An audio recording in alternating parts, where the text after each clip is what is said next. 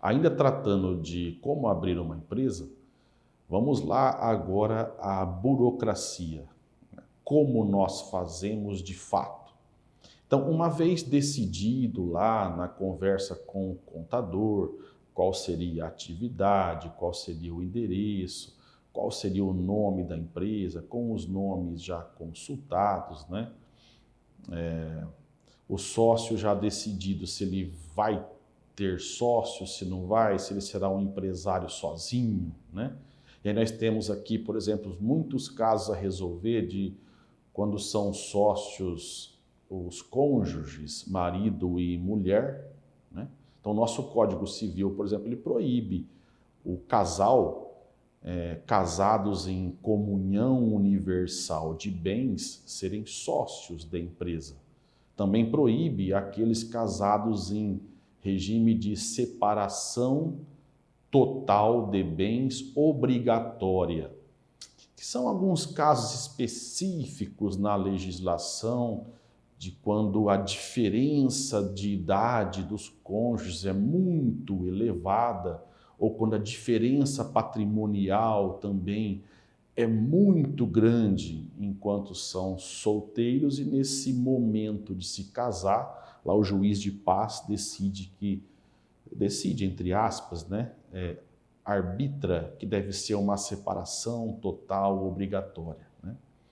Mas fora esses dois regimes, a comunhão universal de bens, que era o modo mais antigo, com a separação total obrigatória de bens, então os cônjuges podem ser sócios, se casados lá como comunhão parcial, se casados como separação total não obrigatória, que é quando se faz um contrato, né, entre os cônjuges, a gente chama de pacto pré-nupcial. Então eles podem ser sócios, né? Então, uma vez decidido isso, passamos então à fase de legalização. O que é que o contador, no geral, faz? Coleta essas informações em rascunho, né, anota. O empresário ou os sócios, os empresários vão embora e o contador passa a trabalhar na formalização daquele negócio. Então, o primeiro ato a se construir, o primeiro documento a se construir é, de fato, o contrato social ou o requerimento de empresário ou o que eu chamo de declaração de constituição, para o caso das novíssimas sociedades unipessoais, que eram as EIRELIs até agora, e que a legislação, ainda por falta de um outro nome, continua chamando de contrato social, mas eu julgo que não há motivo de se fazer um contrato com uma pessoa só, ela com ela mesma, então eu chamo aquilo de uma declaração de constituição, declarando as cláusulas, o modo de operação, a data de constituição, né? E não está fixando aquelas regras com ninguém, só com ela mesma, né? Então, esse é o primeiro documento que se tem que construir.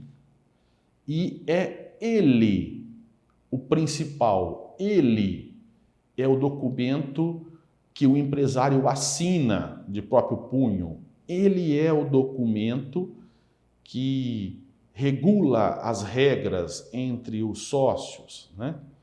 Então, esse contrato social, por exemplo, fixa quem são os donos, qual que é o percentual de cada um, quanto cada um está colocando de dinheiro na empresa ou de bens, né? As empresas são constituídas e os sócios não colocam só dinheiro. Um coloca um caminhão, o outro coloca um imóvel, o outro coloca máquinas, né? E assim por diante, né? É ali que se declara a data que vai abrir, é ali que se combina se a empresa vai ter reuniões ou assembleias, né? Como é que os sócios serão convocados, quem pode votar, quem não pode. É ali que se decide uma coisa muito importante. No caso de um dos sócios morrer, no caso de um dos sócios ficar indisponível e ser preso ou ficar com um problema mental, como que os outros sócios resolvem aquilo, né? Como que se expurga, como que se retira aquele sócio impedido da sociedade e como que se paga a parte dele aos seus herdeiros, né? Ao cônjuge, aos filhos, assim por diante. Então ali se fixa que isso será pago em parcelas ou não, qual que é o valor que vai pagar, né? Se é o valor do contrato, se é o valor do patrimônio líquido da empresa, né? Para evitar uma discussão ali, um imbróglio, uma lide no futuro, né?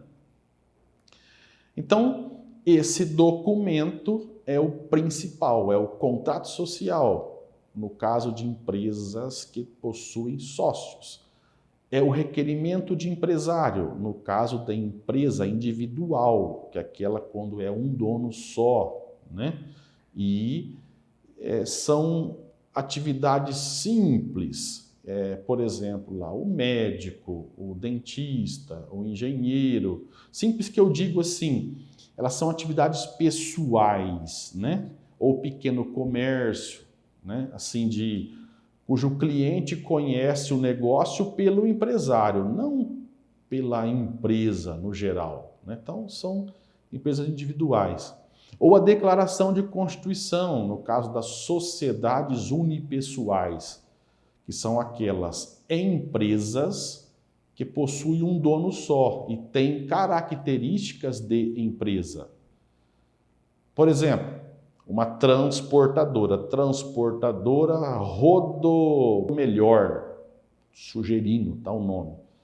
Então, o cliente procura a transportadora, a Rodomelhor, os serviços dela, né? O cliente é atraído pela propaganda do nome Rodomelhor e não pelo nome do dono, né? O cliente sabe que quem vai dirigir os caminhões não é o dono lá, o João da Silva. O cliente sabe que quem vai carregar o caminhão, controlar o recebimento, os prazos, não é o dono lá, são os funcionários, né? Então aquela transportadora tem características de empresa e, portanto, pode ser uma sociedade unipessoal, só porque ela é de um dono só, mas tem características de uma empresa, né? Já o consultório dentário do Dr. João da Silva, o cliente não procura a empresa consultório dentário, ela já é o próprio nome do empresário, né, o Dr. João da Silva. Então o cliente procura pelo doutor, né? É o doutor que ganha o mérito, ele quem presta os serviços, né? Então aí já seria uma empresa individual, o tipo jurídico mais adequado, né?